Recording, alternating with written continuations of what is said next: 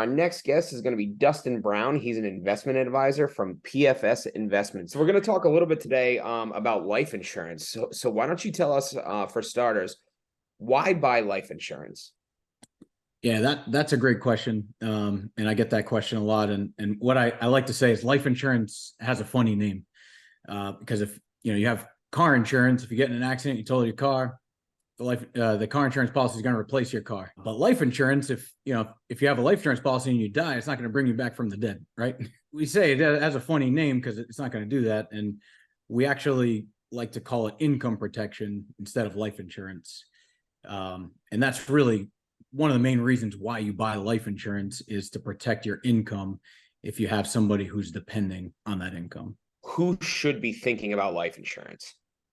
Yeah, that's a great question. Someone that may think they have some type of, either medical history or maybe something runs in their family. If you're healthy, it's inexpensive to get, a type of life insurance. A lot of times people look at term insurance. It's the most inexpensive way to protect you with the most amount of coverage. But next step up from that, if you do have somebody that is depending on you financially, and really, life insurance it's an instant estate.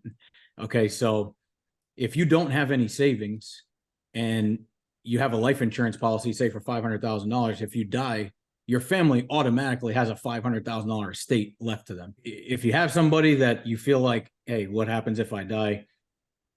How long are they going to be able to pay the rent for? How long are they going to be able to pay the mortgage for? Look at your savings. How long is that going to last?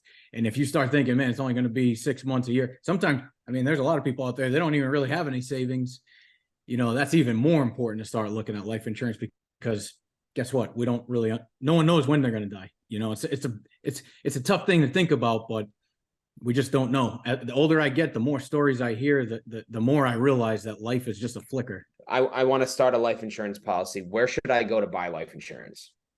Yeah. So, we make a joke in the industry. No one really goes down to the life insurance store and buys life insurance, because no one likes to think about their own death. What I really recommend is to have someone do an analysis to find out actually how much life insurance you need. There's a lot of agents out there that will just say, okay, how much can you afford? And then that's how much insurance they'll give you. Really what you should do is really sit down with somebody who can do an analysis and figure out, okay, how much life insurance do you actually need to have to leave your family off in either the same or better scenario. And then they can kind of tailor a program to you and for you. That's really the first step, is just having an analysis done by a professional. We're an education first company, so we have a common sense philosophy. If we give our clients all the facts and they can understand how things work, people have enough common sense to make a decision for themselves. What are the different types of life insurance? That's a great question. And I was going to mention that there's pretty much two things guaranteed. You're either going to die too soon or you're going to live too long. Right. So a lot of people look at term insurance and they're like, oh man, well, this term insurance, it's only going to last for a certain amount of years. And at the end, like, what's the deal? What do I get out of that? So we really, for the most part, we recommend term insurance and then investing in some type of investment for the end of the road. So if you get 20 years down the line and you don't die, which hopefully we don't have to use our insurance, right, then you'll have money at the end of that term and you can become what's called self-insured. That's really what we like to use to protect your income, is term insurance, because it's so inexpensive. There are a lot of policies out there that have savings components to them. It can get extremely, extremely confusing. I specialize in reading life insurance contracts. I'm a little bit crazy. I like to read the fine print. So there's a lot of types out there.